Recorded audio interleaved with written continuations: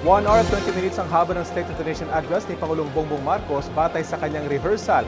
Sinabi ni Palace Press Officer Mayor Castro sa panayam ng unang balita sa unang hirit.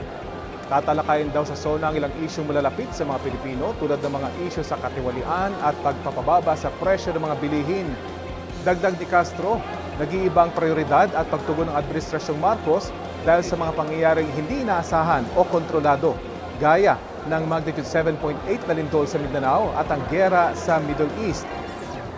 Hinimok din ni Undersecretary Castro si Vice President Sara Duterte na subaybayan ng SONA kahit nasa United Kingdom siya ngayon.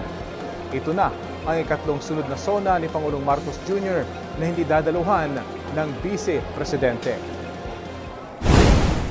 Sana tumutok siya para alamin din niya kung paano ba siya makakatulong sa mga issue ng inflation, sa issue ng pagtaas ng fuel price, sa mga bagay-bagay na ang Pangulo lang ang pumapasan ngayon kasi lagi po siyang wala sa bansa.